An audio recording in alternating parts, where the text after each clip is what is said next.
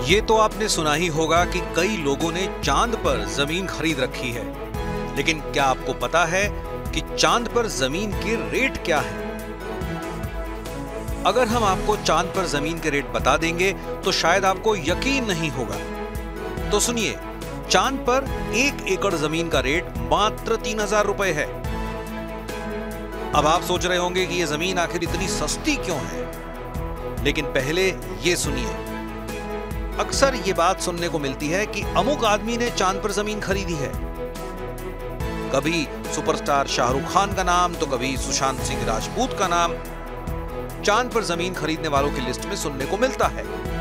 सुशांत सिंह राजपूत ने साल 2018 में चांद पर जमीन खरीदी थी।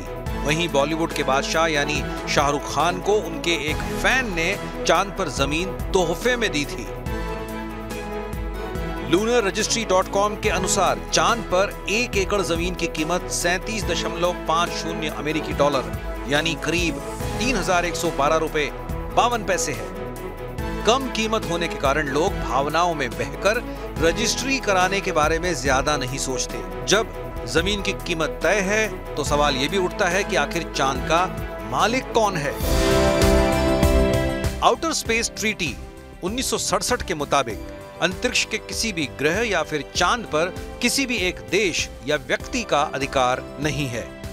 चांद पर बेशक किसी भी देश का झंडा लगा हो, लेकिन चांद का मालिक कोई नहीं।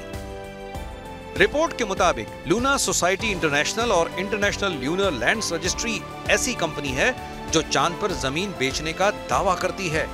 इन कंपनियों के द्वारा 2002 में ही हैदराबाद के राजीव बागड़ी और 2006 में बेंगलुरु के ललित मेहता ने भी चांद पर प्लॉट खरीदा था।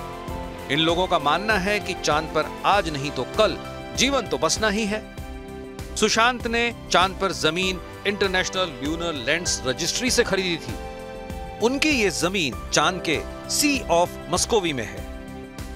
लेकिन चांद पर जमीन की बिक्री कानूनी है या गैर कानूनी, इस बारे में इंटरनेशनल संगठनों का मानना है कि चांद की जमीन पर कानूनी तौर पर किसी का मालिकाना हक नहीं माना जा सकता, क्योंकि पृथ्वी से बाहर की दुनिया पूरी मानव जाति की धरोहर है। इस पर किसी एक देश का कब्जा नहीं हो सकता। 1967 की आउटर स्पेस ट्रीटी के मुताबिक स्पेस में किसी भी ग्रह या उनके उपग्रहों पर किसी भी एक देश का या व्यक्ति का अधिकार नहीं हो सकता। भारत समेत 110 देशों ने इस पर साइन किए हुए हैं। बिना किसी अधिकार के कंपनियां चांद पर जमीन की रजिस्ट्री का जो दावा करती हैं, तो ये एक तरह का गोरख धंधा ही है।